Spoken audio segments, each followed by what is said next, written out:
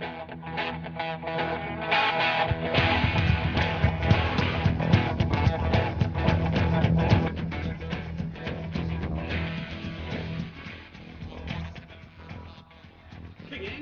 to all the math. That's all the math you need for computer science, baby. Episode 8 is entitled Logic. We're going to be Vulcans in this episode, like Dr. Spock from Star Trek. Logic dictates, Captain, that the needs of the many outweigh the needs of the few. Okay, so we're going to put on our left brain and we're going to be all logical and analytical. Essentially what we're going to talk about in this episode is ways of encoding knowledge or representing information in a computer so that the computer can understand it, right? And it turns out that there's sort of a non-obvious way of representing knowledge. It's very different from the way we're used to representing them in books or sentences or something like that. So the computer can actually reason about them. And we'll kind of talk about what reasoning means in a computer. But I want to motivate this by starting off with a little psychological experiment, right? So I'm going to place on the screen an article. Here's what I want you to do. I want you to play along here. Read this article carefully. We're going to stop the video on each page. It goes on for a few pages here. And what I want you to do is read this article carefully, and then there's going to be a test. I'm going to quiz you on its contents. All right, so pause the video and read this first page. Okay, here's the second page. Third page. Okay. Next. And next.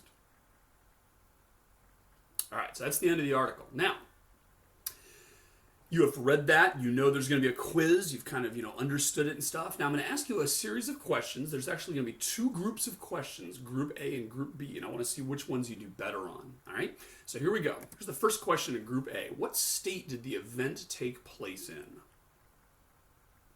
And the answer, if you remember, is North Dakota, up near the border of Canada. Next, what first alerted the neighbors to the problem in this little fictitious news article? A loud noise and smoke were the two things they noticed. What did the police initially suspect was the cause? Answer, the police chief thought it was an attack by Canadians, right, over the border. What was the true cause of the incident? Malfunctioning pancake making machines. And last one for Group A, why did so many owners in one area of the country use the wrong kind of flour? And the answer is the flour was mislabeled by Awesome Mart or whatever it was, right? So people bought the wrong one. All right, so that's Group A. Now, here's Group B's question. See how you do. What was the first sentence of the article? I don't know. I'll let you go back and look that one up. How about the last sentence, since that's more fresh in your mind and you read that more recently? Probably don't know that one either. What was any sentence? Can you tell me any sentence of that article you just read? How about how many sentences there were? How about how many paragraphs there were? How many different screens did I go through? Okay, now, if you're like everyone I've ever given this quiz to, you did far better on the Group A questions than the Group B questions, right? You probably got all the Group A questions correct if you were even trying, and I'm betting you got none of the Group B questions correct, right? Okay, so not super surprising, but let's speculate here and figure out what that tells us about the human mind and the way it encodes knowledge, okay? You did a very remarkable thing just now. You read all these paragraphs of text, and you understood and assimilated and parsed and encoded them somehow in your brain. I have proof that the knowledge from that article is in your brain, and my proof is you got all the Group A questions right, or probably most of them, right? You were able to regurgitate and come up with all the factual information I asked you about in that little test. So that's proof that you have the knowledge in here. And yet, here's the remarkable thing. You don't have a single sentence in your mind from the article. Now, if I were an alien from out of space, and I came down and was watching you take that test, right, and I was observing this, I would think you were memorizing the sentences, right? I mean, what else would you be doing? I told you I was going to give you a quiz on the contents of this thing, and the only thing on the screen which you were staring so intently at are sentences, right? Sentences composed of English words. What else would you be doing besides memorizing the sentences so you could pass the test? I mean, it just seems obvious that that's what you're doing. And in actual fact, we just proved, however, that you're not doing anything of the kind.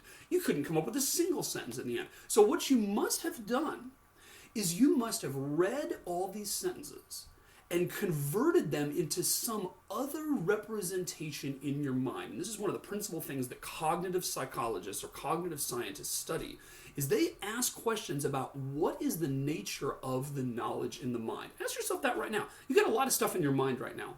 What is it? It's not sentences. If I asked you, hey, what were some of the important things that happened in 2008, right? You'd probably say, well, I remember, I graduated from high school, and, there were some interesting things, and, I remember I had this fight with, my friend Shelley or whatever. When Barack Obama was elected president, that was kind of an exciting thing, right? All those things I asked you are facts that you have in your head, and you composed sentences on the fly to represent those facts to me. I can almost guarantee you didn't have this sentence, and Barack Obama was elected president. That was pretty exciting in your head, right? You didn't have that sentence memorized, buried in your memory somewhere to regurgitate. What you did was you had the knowledge that Barack Obama was elected president in 2008 somewhere in your mind, in some representation, in some encoding. You had that somewhere in there somehow, and then you were able to manufacture the sentence as required. Right? So the big question is, what actually is the nature of that knowledge? And different people have had different speculations. If you remember back in episode 4, we talked about semantic networks, and that's a big theory in cognitive science right now, is that what's in your mind, the way you sort of remember things, is you have a big semantic network of ideas and the interrelations and connections between those ideas.